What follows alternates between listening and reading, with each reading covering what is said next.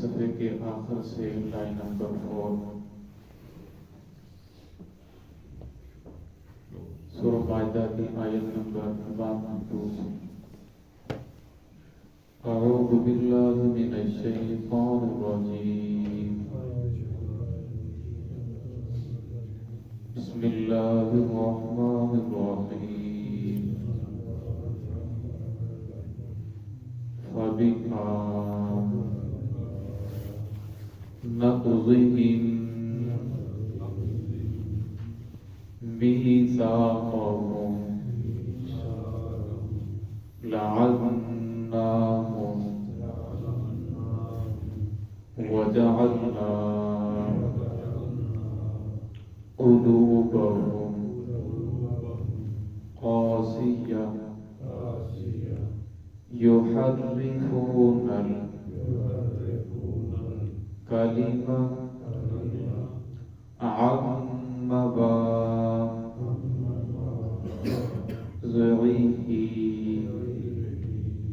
ونسوا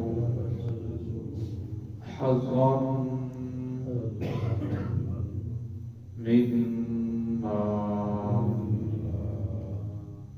ذكروا به ولا تزال تطلع على خائنة منهم إلا قليلا منهم فاعف عنهم واصفح إن الله يحب المحسنين.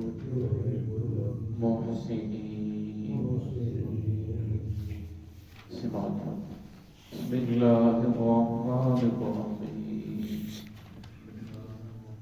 وبما نقضهم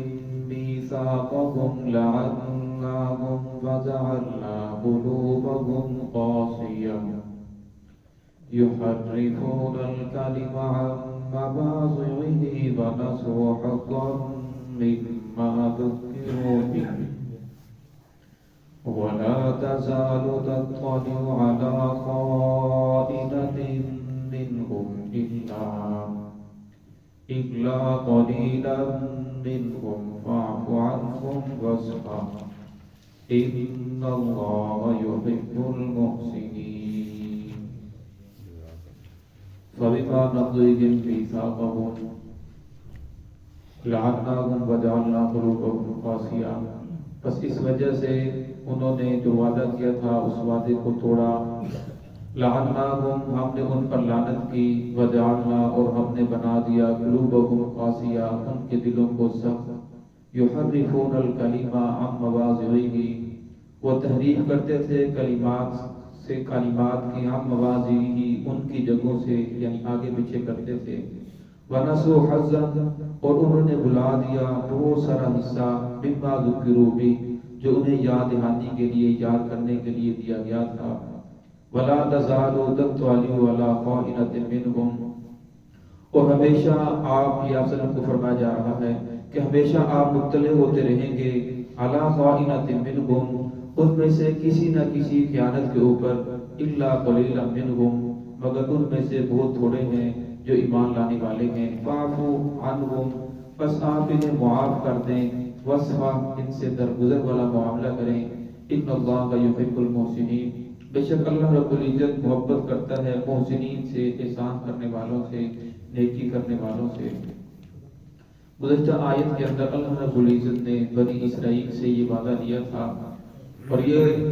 حکم اس کا عام ہے کہ کیا مطلب جتنی بھی انسانیت آئے گی اگر وہ ان 4 شرطوں کے اوپر عمل کرتی رہے تو اللہ کی مدد ان کے ساتھ ہے. جن میں سے پہلی شرط یہ بیان کی گئی تھی لئن اقمتم الصلاۃ اگر یہ نماز قائم کرتے رہیں وآتیتم الزکاۃ زکات ادا کرتے رہیں وآمنتم برسلی میرے رسولوں کے اوپر ایمان لے کر آئیں وعزرتموہم ان کی عزت کریں وَأَقْرَضْتُمُ اللَّهَ قَرْضًا حَسَنًا اور اللہ رب العزت کو قرض حسنہ دیتے رہیں، یعنی زکوٰۃ کے علاوہ بھی جو حقوق ان کے ساتھ متعلق ہوتے ہیں اس کے اوپر یہ صدقہ خیرات کرتے ہیں۔ تو فرمایا جب تک یہ لوگ ان 4 شرطوں کے اوپر قائم رہیں گے تو اللہ کا وعدہ ہے، قال اللہ انی معکم، یعنی اللہ کی مدد ان کے ساتھ ہے، دنیا کی کوئی طاقت انہیں نقصان نہیں پہنچا سکتی، نہ دنیا کے اندر یہ نقصان پہنچ سکتا ہے نہ آخرت کے اندر، یہ اللہ کا وعدہ ہے۔ لیکن اللہ کا وعدہ تب ہے جب یہ 4 شرطوں کے اوپر عمل کرتے رہیں۔ لیکن ان لوگوں نے ان 4 شرطوں کو توڑا اور نماز کو بھی چھوڑ دیا، قرآن پاک کی بھی تحریم کی، انبیاء کو بھی قتل کیا، اور زکوٰۃ کے بارے میں بھی کہنے لگے، صدقہ خیرات کے بارے میں، ان اللہ فقیر، اللہ فقیر ہو چکا ہے، اور نحن اغنیاء، ہم تو مالدار ہیں، اللہ ہم سے پیسے مانگ رہا ہے۔ حالانکہ اللہ کو مانگنے کی ضرورت نہیں ہے، بلکہ اللہ رب العزت کہتے ہیں کہ جو غرباء ہیں، یتامین ہیں، مساکین ہیں، جو آپ کے عزیز و اقربا ہیں، رشتہ دار ہیں، مساجد مدارس ہیں، ان کے اوپر بھی خرچ کرو۔ لیکن جب ان لوگوں نے اس وعدے کو توڑا، فبما نقضہم، بوجہ ان کے وعدے کے توڑنے کے، لعناہم، ہم نے ان پر لعنت کی، وجعلنا قلوبہم، لعنت کیسے کی؟ قرآن پاک کے اندر اسی بارے کے 13ویں رکوع کے اندر اللہ ارشاد فرماتے ہیں، وجعلنا منہم القردۃ والخنازیر، جو نوجوان تھے اللہ رب العزت نے ان کی شکلوں کو بندروں کی شکلوں کے اندر تبدیل کر دیا، اور جو بوڑھے تھے والخنازیر، انہیں خنزیر کی شکلوں کے اندر تبدیل کر دیا۔ 3 دن تک زندہ رہے، ایک دوسرے کی طرف دیکھتے تھے، ایک دوسرے کو پہچانتے تھے، اور پھر روتے تھے ایک دوسرے کو دیکھ کر، لیکن پھر 3 دن کے بعد اللہ تعالیٰ کی طرف سے عذاب آیا اور تمام کے تمام ہوتے ختم ہو گئے، آگے ان کی نسل نہیں چلی۔ آج یہ 4 شرطیں ہم اس کے اوپر اکثریت اس کے اوپر عمل کرنے والی نہیں ہے، لیکن ہم پر اللہ رب العزت کا عذاب کیوں نہیں آ رہا؟ ہم پر بھی اللہ رب العزت کے عذاب آتے ہیں، یہ چھوٹے چھوٹے عذاب، یہ پریشانیاں، یہ بھی اللہ رب العزت کی طرف سے عذاب ہیں۔ جو بڑا عذاب نہیں آ رہا، یہ محمد رسول اللہ صلی اللہ علیہ وسلم نے دعا کی تھی کہ الہ العالمین میری امت کے اوپر کسی ایسے کو مسلط نہ کر دینا جو ایک ہی وقت کے اندر سب کو ختم کر کے رکھ دے اور ان کا نام و نشان مٹا دے۔ تو اللہ رب العزت نے اس دعا کو قبول کیا تھا، فرمایا ان کے اوپر کوئی ایسا عذاب آئے جس کی وجہ سے یہ تمام کے تمام یکدم ختم ہو جائیں۔ فرمایا اللہ رب العزت دعا کو قبول فرمایا، یا وسلم کی دعا کی برکت سے، آپ وسلم کی امتی ہونے کی، یعنی ہمارے امتی ہونے کی وجہ سے کہ اللہ رب العزت ہم پر رحم فرما رہے ہیں، ورنہ گناہوں کے اندر، ان شرائطوں کو توڑنے کے اندر ہم بھی ان سے پیچھے نہیں ہیں۔ وَجَعَلْنَا قُلُوبَكُمْ قَاسِيَةً، پھر ہوا کیا کہ اللہ رب العزت نے ان کے دلوں کو سخت کر دیا۔ فرمایا جب کسی انسان کا دل سخت ہوتا ہے، فرمایا جتنا دل سخت ہوتا ہے اتنا وہ اللہ کی رحمت سے دور ہوتا ہے۔ فرمایا دین کی بات اسے اچھی نہیں لگتی، دین کی بات، کوئی بھی بات اس کے دل کو نرم نہیں کرتی۔ پھر فرمایا وہ اپنے رشتہ داروں کے ساتھ بھی سخت ہوتا ہے،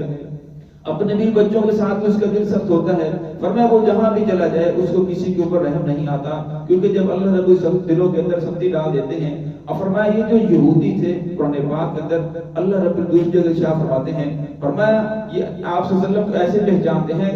یعرفونہ کما یعرفون ابناءہم، جیسے اپنے بیٹوں کو پہچانتے ہیں۔ باپ کو پتہ ہوتا ہے میرے کتنے بیٹے ہیں، میرا بیٹا کون سا کیسا ہے۔ فرمایا جس طرح یہ اپنے بیٹوں کو، اولادوں کو پہچانتے ہیں، اس طرح یہ آپ صلی اللہ علیہ وسلم کو پہچانتے ہیں کہ آپ صلی اللہ علیہ وسلم اللہ کے نبی ہیں، محمد الرسول اللہ ہیں، اللہ کے آخری رسول ہیں۔ فرمایا جو ایمان لے کر نہیں آ رہے، یہ ان کی دل کی سختی کی وجہ سے ہے، بغض کی وجہ سے، حسد اور اناد کی وجہ سے ہے۔ اور فرمایا جب اللہ رب العزت لعنت فرماتے ہیں، جب انسان اللہ کی رحمت سے دور ہوتا ہے، فرمایا پھر بیٹے باپ کو مارتے ہیں۔ پھر فرمایا جب بیٹے باپ کو مارتے ہیں، بہنیں بھائیوں کے لیے بد دعائیں کرتی ہیں، بھائی انہیں وراثت میں سے حصہ نہیں دیتے۔ فرمایا پھر طرح طرح کی آفات انسان کے اوپر آتی ہیں، انسان کے جو دوست ہوتے ہیں وہ انسان کے دشمن بن جاتے ہیں۔ اب رحمت کی بجائے اللہ رب العزت کی طرف سے معاشرہ اس کے لیے عذاب بن جاتا ہے۔ فرمایا لعنت سے مراد یہی ہے کہ اللہ رب العزت اپنی رحمت کو روک لیتے ہیں، فرمایا پھر طرح طرح مصائب کے اندر وہ جکڑا جاتا ہے۔ یحرفون الکلم عن مواضعہ، فرمایا وہ تحریم کرتے ہیں کلمات کے اندر، عن مواضعہ، ان کی جگہوں سے آگے پیچھے کر کے۔ ایک تو تھا لفظی